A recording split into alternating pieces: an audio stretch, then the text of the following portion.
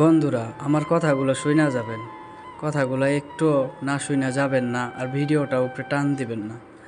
বন্ধুরা, একটা মেয়েকে আমি অনেক ভালোবাসতাম।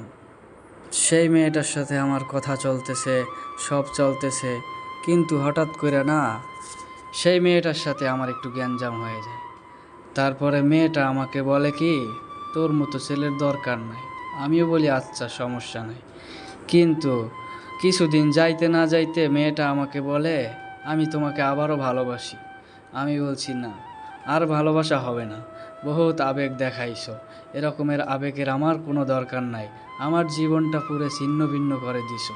এতদিন আমি মন থেকে ভালোবাসছিলাম তোমাকে, তুমি আমাকে বোঝার চেষ্টাও করোনি একটুকু।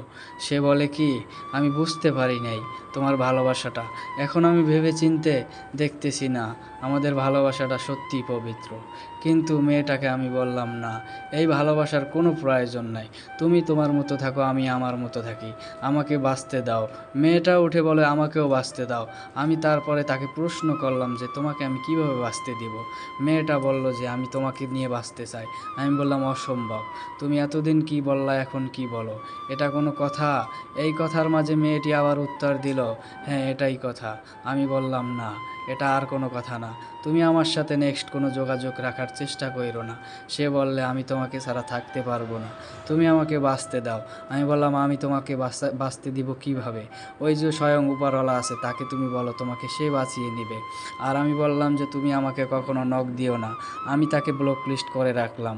সে আমাকে অন্য নাম্বার দিয়ে ট্রাই করা শুরু করলো। তারপরে গিয়া আমি সেই নাম্বারটা ব্ল্যাক লিস্টে ফালাই দিলাম। তখন সে আবারও অন্য নাম্বার দিয়ে ট্রাই করা শুরু করলো।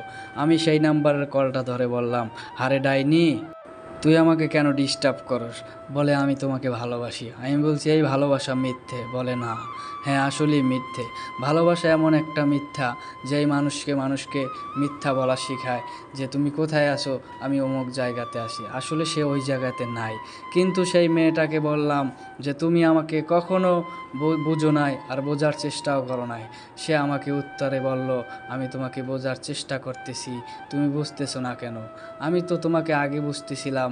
মেয়েটিকে বলতেছি, মেয়েটি বলল, তুমি আমাকে আগে বুঝছো, আমি তোমাকে বুঝতে পারিনি। এখন তোমার জীবনে আমি ফিরে যেতে চাই। আমি বললাম, না রে পাগলি, আর দরকার নেই। আমার লাইফটা আমার মতন থাকুক, আমি একা একা বাঁচতে চাই।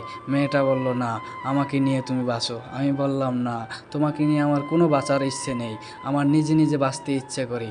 আমি বললাম যে, দেখো, আমি তো একটা ড্রাইভার ছেলে, আমি তোমার ফোন ধরতে পারিনি এই দিক মতো, তুমি আমার উপর রাগান্বিত। তারপরে সে বলল, সমস্যা নেই, আমি আর রাগ করব না। আমি বললাম, না, আমার যখন ডিউটি থাকে তখন তো আমি আর তোমার ফোন রিসিভ করতে পারবো না, কেননা আমার সাহেব আমার গাড়িতে থাকে। তখন যদি আমি তার সামনে ফোন রিসিভ করি, তখন সে চিল্লা ফাল্লা করে। তারপরে মেয়েটি বলল, সমস্যা নেই, তুমি আমাকে একটা টাইম দাও, কখন তোমার সাথে কথা বলা যাবে। আমি বলছি, আমি আর তোমার সাথে যোগাযোগ রাখতে চাই না, তুমি আমাকে নেক্সট কোনো বিরক্ত করিও না। মেয়েটি বলল, না, তুমি এটা বলো না। আমি বললাম, হ্যাঁ, তোমার এই মিথ্যে ভালোবাসার আমার কোনো প্রয়োজন নাই। মেয়েটি বলল, না, আমি তোমাকে সত্যিই ভালোবাসি। আমি বললাম, না, এইটা হলো মিথ্যা ভালোবাসা, এটা হলো মুখের বানানো কথা। মেয়েটি বলল, না, আমার বাবা মার সাথে যা হয়ে যাক, আমি তোমাকে ছেড়ে যাব না। এটা হলো একদম ভুল কথা। একটা সময় মেয়েটি তার ভাই বাবা মার সাথে বিচার দেওয়া শুরু করলো, যে অমুক ছেলেটা এরকমের, অমুক ছেলেটা ওর ব্যবহার এরকমের। আচ্ছা, আমি তাদের কাছে দোষী। হঠাৎ করে মেয়েটি আবার আমার কাছে ফিরে আসতে চায়, এটার মানে কি? তাহলে এর ভিতরে কোনো রাজনীতির চাল। আমি এই চাল বুঝতে পেরে তারপরে তাকে আমার জীবন থেকে সরিয়ে নিতে চাই। আমি মেয়েটিকে বললাম, আমার জীবনে তোমার কোনো প্রবেশ করার দরজা নেই। মেয়েটি বলল, সমস্যা নেই, আমি তাকেও তারপরে তোমাকে ভালোবাসি। আমি বললাম, এই ভালোবাসার কোনো প্রয়োজন নাই।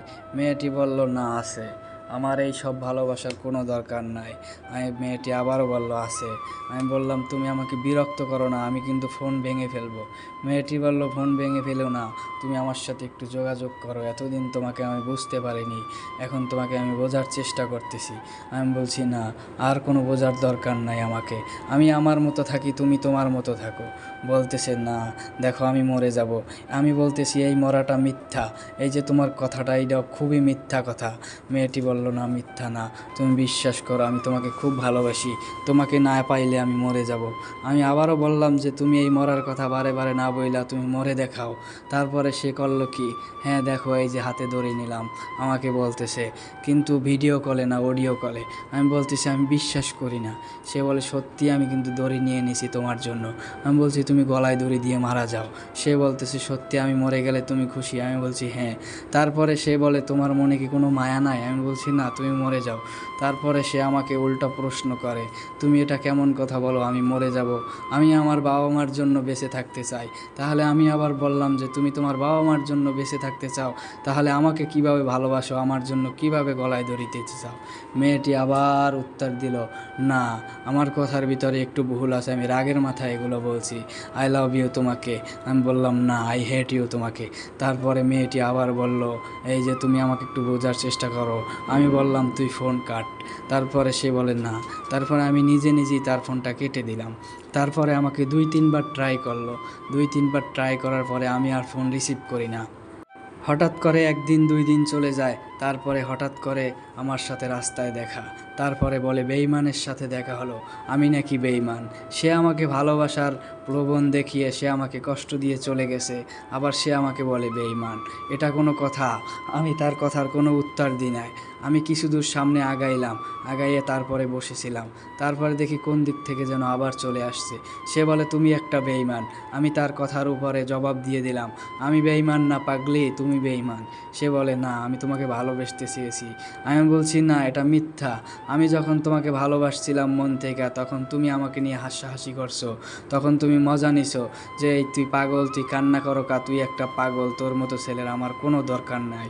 তারপরে আমি বললাম যে আসলেই আমি একটা পাগল ছিলাম, এখন আর আমি পাগল নাই, এখন আমি পাগল থেকে এখন ভালো হয়ে গেছি। কিন্তু মেয়েটি আমাকে বলে কি যে এই যে তুমি এটা কি বলো?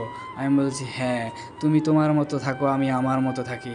মেয়েটি বলল না চলো না আমরা বিয়ে করে ফেলি। আমি বলছি না, রাস্তাঘাটে বিয়ে শাদী এইসব কিছু বইল না। মেয়েটি বলল যে হ্যাঁ তোমাকে আমি ভালোবাসি, তোমাকে আমি একটু জড়িয়ে ধরতে চাই। আমি বলছি সি, এটা কোনো কথাই না, তুমি আমাকে কেন জড়িয়ে ধরবে? তুমি কে আর আমি কে? তখন ঠিক মেয়েটি বলল, তুমি আমাকে একটু বোঝার চেষ্টা করো। আমি বললাম না, তোমাকে আমার বোঝার আর কোনো ইচ্ছা নাই। তারপরে মেয়েটি বলল, তুমি কি একা ভালো থাকতে পারবে? হ্যাঁ আমি ভালো থাকতে পারবো। তোমার বৃদ্ধ বয়সে তুমি ভালো থাকতে পারবে? হ্যাঁ আমি থাকতে পারবো। মেয়েটি দিন দিন গ্যাঞ্জাম শুরু করলো। তার ভাই বাবা মা তার আত্মীয় স্বজনের কাছে আমার নামে রিপোর্ট শুরু করলো। তার আত্মীয় স্বজন আমার ফ্যামিলিকে ফোন দিয়ে বলে, তোমার ছেলে এরকমের কেন, ওরকমের কেন, আমার মেয়েকে এটা বলছে ওটা বলছে। আমার বাবা মা যখন আমাকে ফোন দেয় আমি বলি না, একদম মিথ্যা কথা, আমি এটি বলি নাই। আমাকেও বিরক্ত করে, এই জন্য আমি তাকে আমার জীবন থেকে বঞ্চিত করার জন্য আমি তাকে বাজে বাজে ব্যবহার করতেছি, বাজে বাজে কথা বলতেছি। আমার বাবা মা বলে তোর যেটা ইচ্ছা তুই সেটাই কর। আমি বলছি হ্যাঁ আমি একা বাঁচতে চাই। আমার বাবা মা তারপরে বলে হ্যাঁ যদি একা বাঁচতে পারো তাহলে একা একা বাঁচিস, আমাদের সম্মান রাখিস। আমি বলছি হ্যাঁ আমার জন্য তোমাদের কোনো সম্মান যাবে না। বলে এই রকমের ভালোবাসার দরকার নেই, তোর জন্য ভালো মেয়ে দেখবো। আমি বলছি আমার ওই রকমের মেয়েরও দরকার নাই যে মেয়ে আমাকে দিন দিন কাঁদায়। ওই সব ভালোবাসার আমি পূর্ণতা চাই না, অপূর্ণতা চাই। ঠিক আছে আল্লাহ হাফেজ। আমার মা বলল ঠিক আছে। আমার মাকে আমি একটি সালাম দিলাম, আসসালামু আলাইকুম। আমার মা বলল বাবা ভালো থাকিস। তারপরে ওই মেয়েটি আমাকে আবার বিরক্ত করা শুরু করলো যে তোর কি হয়েছে, তুই আমার কেন যোগাযোগ রাখতে চাস না?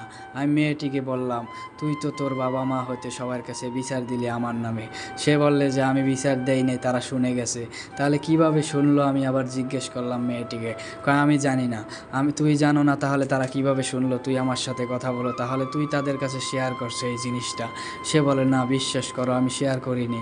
তাহলে এই জায়গাটাও তো অনেক মিথ্যা কথা বলে। তাহলে তো ওর জীবনে মিথ্যা কথা ছাড়া আর কোনো কথা নাই। তাহলে ওকে আমি বিয়ে করলে বা ওকে আমি ভালোবাসলে তো আমার জীবনটা নরকে যাবে। এই ভাইবা চিন্তা কইরা তারপরে ওকে আমি ভালোবাসা একদম বাদ দিয়ে দিলাম। তারপরে আমি ওকে বললাম যে আমাকে বাঁচতে দে, হয়তো বা তুই আমাকে আর বিরক্ত করিস না, তুই তোর মতো থাক আমি আমার মতো থাকি। মেয়েটি বলল যে তুমি তোমাকে খুব ভালোবাসি, তুমি আমাকে একটু বোঝার চেষ্টা করো। আমি কি আগেই তুই আমাকে বুঝো নাই, এখন আমি কি বুঝবো? তুই আমাকে নিয়ে হাসছস, মজা করছস, সবার কাছে বলছস এই কথাগুলা। তারপরে মেয়েটি বলল সমস্যা নেই, এগুলো সমস্যা নেই, ওরা কিছু বলবে না। আমি বললাম না, মানুষকে অপমান করার পরে যদি বলো কোনো সমস্যা নেই, তাহলে এটা কেমন জানি দেখায়। তারপরে মেয়েটি বলল আহা বোকা, সমস্যা নাই, রাগ মানুষের কি সারা জীবন থাকে? আমি বললাম না, রাগের কোনো কথা না, তুই আমাকে বিরক্ত করবি না, আমিও তোকে বিরক্ত করব না। মেয়েটি বলল যে এটা কোনো কথা? হ্যাঁ। তারপরে মেয়েটি বলল আমি মরে যাব, তোর নামে চিঠি লিখবো।